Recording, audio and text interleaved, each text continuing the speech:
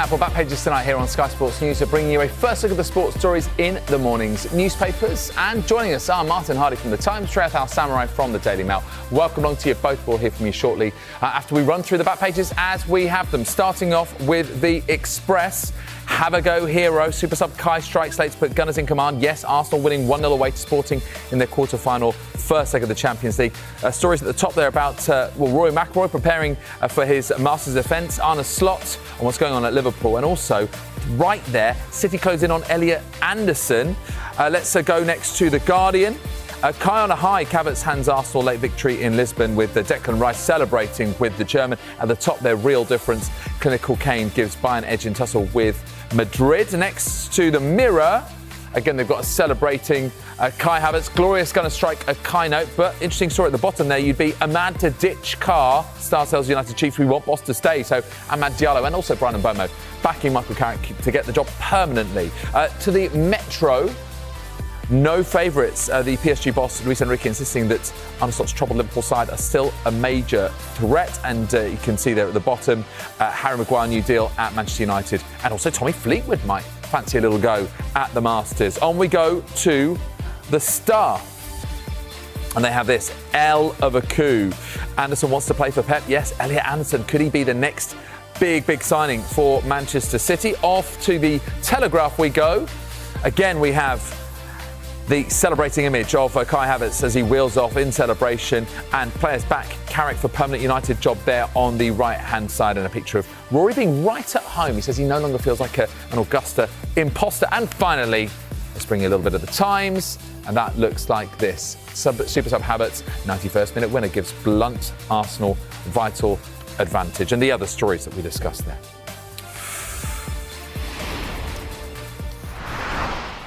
All right, welcome once again to Martin and to Shreyath. Right, let's start off with Arsenal, shall we? We're going to head straight into The Telegraph, and Havertz has last laugh. Arsenal super sub delivers decisive blow in 91st minute. Sporting 0, Arsenal won the final score at the Estadio José Alvalade. Martin Hardy, were they worthy of that victory, do you think? Possibly just about. They all great debt to the goalkeeper, David Raya, who had a great game today. And it was nice to see, for those purists amongst us, a lovely bit of skill from Martinelli, cutting in, plays the ball through to Havertz, lovely first touch and a goal, nothing to do with a set piece, a throw-in, a really clever goal, really great finish. And the reaction from Kai Havertz afterwards I found very interesting. Straight away he said, we've had 2 bad results, we needed the turnaround, we've got that tonight. This could still be a brilliant season for us, kind of saying they could still win 2 major, 2 of the biggest trophies that you're going to get. They had to do that tonight. Raya makes a great save early on. Raya makes a great save late on as well. He's such an unsung hero for them. And as Havertz said in the interview, he said, we might have the best goalkeeper in the world. No, sorry, he didn't say might. He said, we have the best goalkeeper in the world. I think if you're going to win the Premier League, you've probably got the best goalkeeper in the division, and he might just be ahead of Donnarumma. And in terms of that Champions League elite, Courtois' injury has been felt by Madrid tonight. So he has been absolutely integral to this development of Arsenal, signed in the summer of 2023 with no fanfare, in the same summer as Kai Havertz and Declan Rice and Timber. And those 4 signings have proven so crucial. That's a big win.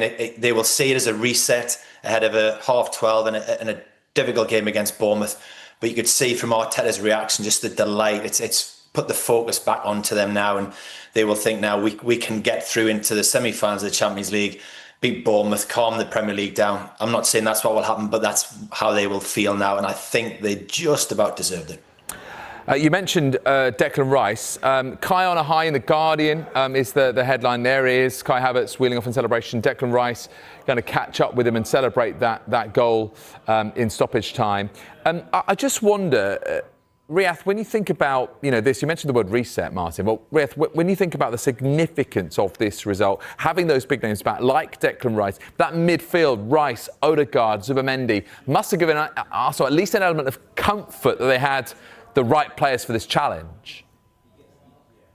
Yeah, look, absolutely. Look, I think, they're still missing Saka, they were missing Timber tonight as well, but that's pretty much That's pretty much close to a full strength side. And I think for Arsenal, look, we know what these guys can do. We know the quality that they've got in that team and in fact in that squad. But what's happened in the last couple of weeks with them, I put so much of that down to psychology, down to confidence, and this narrative that we've had growing for the past 3 or 4 seasons about whether or not Arsenal are going to choke. Do they have the bottle to go the distance in the Premier League? So for them to get a win tonight, I think that was absolutely huge. I would temper it slightly by saying I thought they were pretty poor tonight. But sometimes when you get that win out of a poor performance, that's literally all that matters. They're now going to go into a second leg with a lead gained away from home. It's gone from probably what would have been quite a troubling evening to an excellent result, and that is going to lift confidence. That is going to give them that little bit more comfort going into the Bournemouth game, and of course then they've got the City game on the horizon as well, which to all intents and purposes could decide what happens in the title race. Probably will. So I think that's absolutely massive for them this evening, to be able to come away from a disappointing performance, knowing that they can still do it. Because what we've seen in the past couple of weeks has actually been fairly dismal by their standards. 1-0 to the Arsenal, they'll take it. Yeah, I just wonder also, Martin, a little word on Kai Havertz, because he seems to be, the man who loves a clutch goal in Portugal, doesn't he? Given the goal he scored for Chelsea against Manchester City 5 years ago in the Estadio do Dragão, that was in Porto. What about those players who are playing those sorts of roles off the bench, as well as the kind of secured first teamers? What sort of impact and contribution do you think that will have in terms of the ultimate outcome for Arsenal this season? He's been a huge miss this season. Whenever it was, I was last on maybe 6 weeks ago, and we talked about the return of Jesus and said this will have a huge impact because it gives Arteta options. Gyökeres's game rises with the pressure from these two. Havertz comes on tonight and scores this superb, really, really clever, instinctive finish as goal. And suddenly, as Riyadh has said there, the mood inside Arsenal changes and they head home into this crucial April month on the back of a victory. That's the difference these top level goal scorers bring to you. They change the whole momentum of a football club. That's what he's done. He's been a massive miss this season. A far better player than I think he got the credit for when he signed for Arsenal. There always seems to be controversy when Arsenal sign players and people getting unhappy about them. We saw it at McGeely last summer as well, and he was very good tonight. Perhaps they should let some people inside Arsenal just sign these players and wait for them to come through and show what they can do. But I do feel we've lost a bit of. Arteta did so good for a couple of years, and that kind of the obsession with the throw-ins and the corners has taken away a little bit of the fact that he's improved players a great deal. Havertz being one of them, and you've mentioned Declan Rice there, who we'll talk about the elements that Arteta has added to his game. These are big players. Odegaard as well, coming back tonight and being on the ball quite a lot. These are big players coming back at just the right time for Arteta. Havertz amongst the goals is a huge boost for Arsenal as they face down this crucial run-in. Yeah, after those back-to-back defeats either side of the break, Carabao Cup final, FA Cup quarter-final, finally they've managed to put a stop to that, and that critical change, bringing Kai Havertz onto the pitch, ultimately proved pivotal and decisive. Let's hear then from the Arsenal boss, Mikel Arteta. Here he is. Your team's got 38 goal involvements from players that have come off the bench, which is the most of any team in Europe's top 5 leagues this season. We talk a lot about your finishers in games. Tonight, Kai was that player for you. I think that's a reflection of the chemistry that there is in the team, and respecting your role within the day, and my decision that is not easy a lot of time to leave certain players on the bench to start with. But it's that organic, is that natural. They love each other so much that they do it for the team. And when you play with that attitude and that desire, these things can happen. And it's been, again, a pivotal thing to reach the position that we are in. And when we talk about identity, that was one of the main things that I discussed as well, because we're going to need them in the crucial moments to win it for us. So Arsenal winning away at Sporting, and in the other Champions League tie of the night, Bayern Munich won away at Real Madrid in the Guardian top left. Real difference. Clinical Kane gives Bayern edge in tussle with Madrid. It was interesting, wasn't it, Martin? Because not just Harry Kane and his involvement in both goals, but also the fact that there were other England players who are maybe not quite as in favour as the captain, Trent Alexander-Arnold and Jude Bellingham, who made an impact in this game in Madrid. What did you make of it? Well, that tie has come back to life just because of Kylian Mbappe's goal at the finish there. That lack of Courtois maybe gives Harry Kane, I don't want to take anything from Harry Kane, a little bit of an extra helping hand when he scores the first goal. So his first goal of the night. He helps set up the first goal. You would say Trent switches off when the ball goes behind him, and if you're looking for the reasons as to why Thomas Tuchel doesn't fancy Trent, which we don't think he does for the World Cup, that is probably one of the examples of why. The flip side to that argument is you're going to be playing in boiling hot weather. You need people who are very, very good on the ball, and there probably aren't very many English footballers who are better than Trent. In terms of that tie, it's back alive. You're looking at Real Madrid's season, 7 points behind Barcelona. So, they have to go to Munich and get something, which will not be easy at all. But by the finish, both teams had 20 shots. That was high caliber attacking football in that game. I don't think it's quite over yet, but what we've seen from Harry Kane, it's funny, he's had to perhaps move country to be fully appreciated of just how brilliant a footballer he is amongst the English people. The fact that he's doing so well in the Bundesliga, so well in the Champions League, and heard his name mentioned as a potential Ballon d'Or winner, which is something brilliant to say about a player that's right at the top of his game at the minute. Well, listen, I know this is throwing ahead, but should Bayern win the Champions League and should England win the World Cup, you've got to say he is at least in the conversation. Riyadh, are Bayern favourites for the Champions League in your eyes? Let's see how the second leg shakes up first. I wouldn't have said they were favourites prior to this evening. A lot of people are saying they're favourites. Yeah, I'd still quite fancy PSG. I was at the second leg against Chelsea, and they ripped them apart. I don't think Chelsea are a great team by any means, but I think you're going to have to go to go ahead of PSG, and I'm sure we'll talk about them shortly with the Liverpool match. But no, I'm going to stick with PSG for the time being. All right, we'll agree to disagree. Thank you very much for the moment, guys. We're going to take a quick break. When we come back, we'll look at more of the sports stories in the morning's newspapers, including this in the Mirror. Manchester United players backing Michael Carrick for the permanent job at Old Trafford. We're back in a couple of minutes.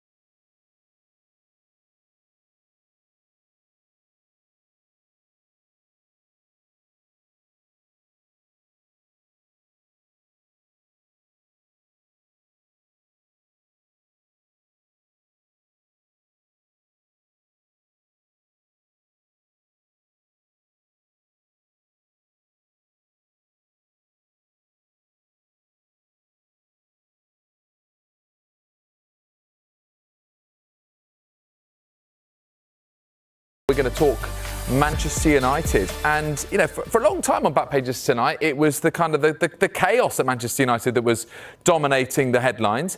It now seems that there might be a touch of stability. Let's go into the Mirror, shall we, and to see what they are saying. You'd be mad to ditch Carr. That's because Amad Diallo has backed Michael Carrick to get the job permanently at Old Trafford after 7 wins in his first 10 games in charge. Do you think he's done enough, Martin, in terms of, earning that job permanently, or does he need Champions League football to absolutely cement it?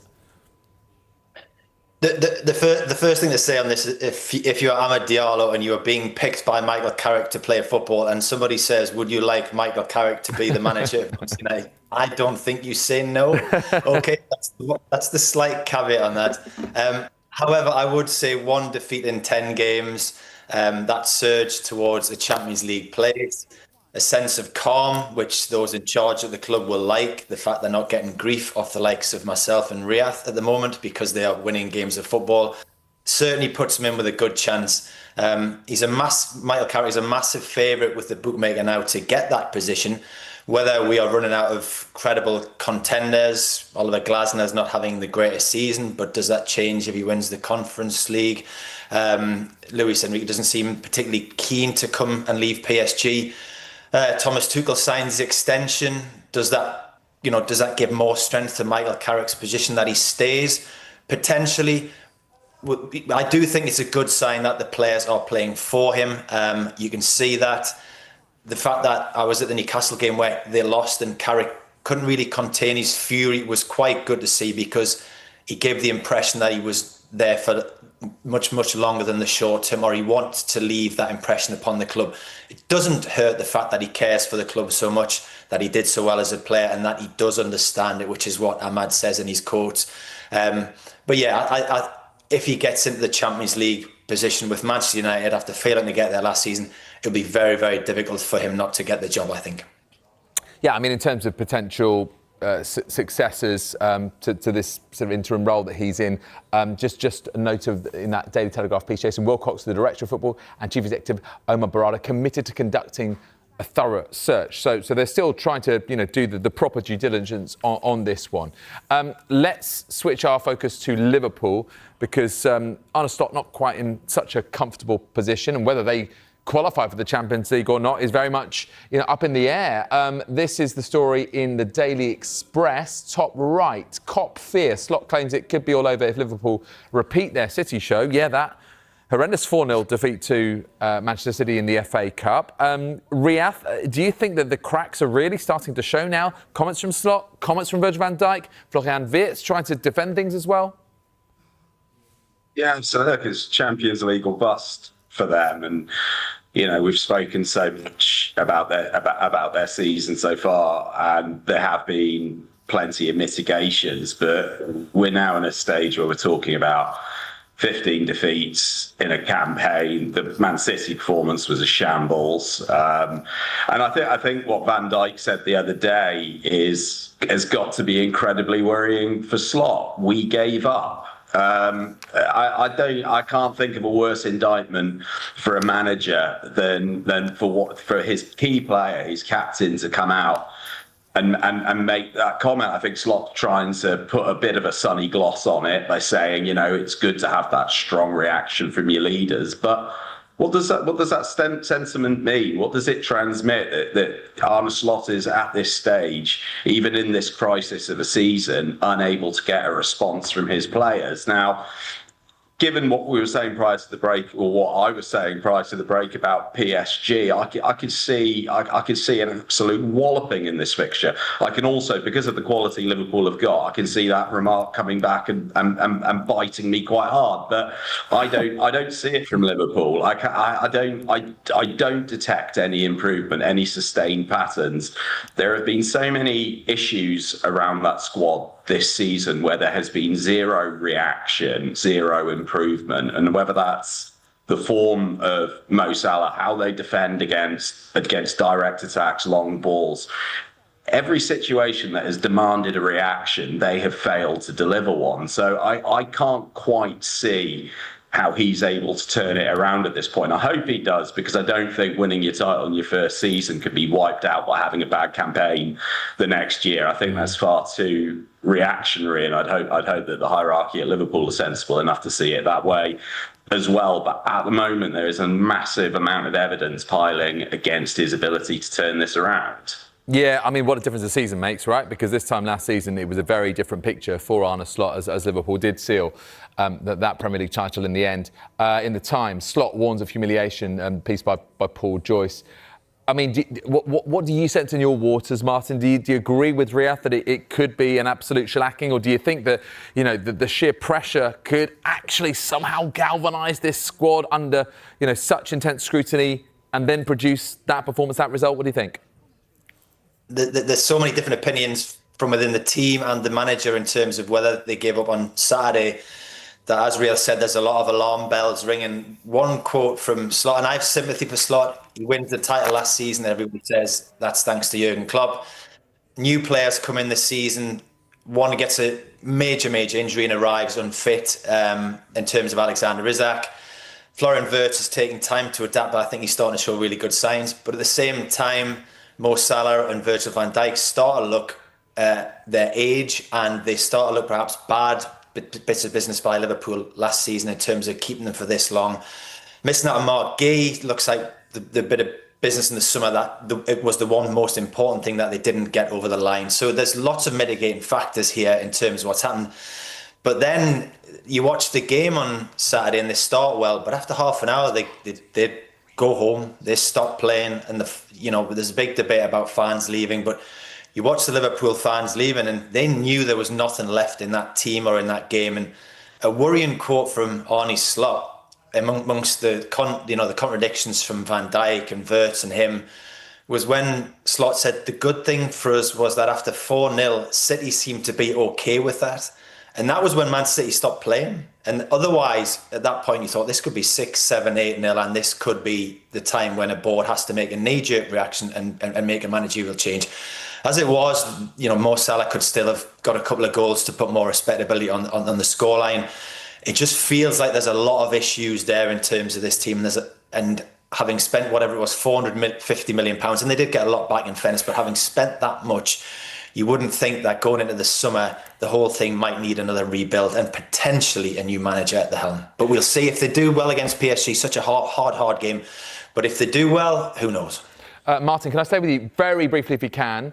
In the Mirror, City, 65 million L deal, especially as he played for the club you cover a lot, Newcastle. And here he is, a Nottingham Forest player. Could he go to City? Do you see as kind of almost like a direct replacement for Rodri, given that situation, better suited there than Man United or Chelsea? He's a brilliant player. I've watched him play from when he was probably 12 or 13. He was always playing a couple of years up at Newcastle's junior teams. A key quote to give you a context for that would be Eddie Howe a year or two ago saying about how brilliant he is in tight spaces, how you can play him in loads of different positions, always wants the ball. The players that Man City do well under Pep will say they can play in tight spaces, they're happy on the ball, and they have this versatility to their game. He is a good fit for Man City. Whether the deal can be done will remain to be seen. But at 23, he has this brilliant career ahead of him. And if Guardiola was to stay, what a tutor for him to have. Yeah, I can see it, I really can see it. Let's finally talk to Riyadh, because you might sense by the change of lighting, difference between him and Martin, he's not in the same time zone as us. That's because he's over at the Masters. Back of the Star, at top left, I want more and ready to roar. So Rory McIlroy, speaking about the defence of his Masters title, says he hasn't got this imposter syndrome anymore. Do you think he can do it? Back-to-back green jackets? What do you reckon, Riyadh? Got about a minute or so. Yeah, he absolutely can. We sat with him today in the sort of ludicrously elaborate press auditorium at Augusta National. I've never seen him so relaxed. Look, he comes in under facing usual questions because, there's always a drama with Rory McIlroy. He's had a back injury. His form hasn't been great. But with him, it's the inches between his ears that make the difference in this place. He won last year. As he said today, he knows he can do it. That liberates him. He's playing with freedom.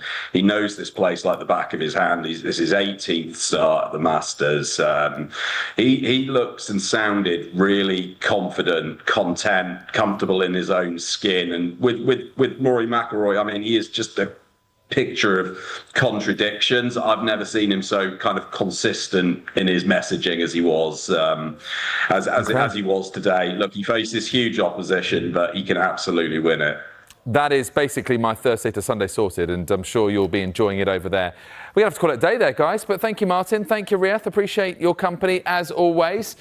If you missed any of the show, another chance to see Back Pages tonight, 1:30. Also available as a podcast, just down the Back Pages, wherever you get your pods. On the way next, more reaction to Arsenal's win in Lisbon, and of course, building up to Liverpool PSG with the pressure on Arne Slot.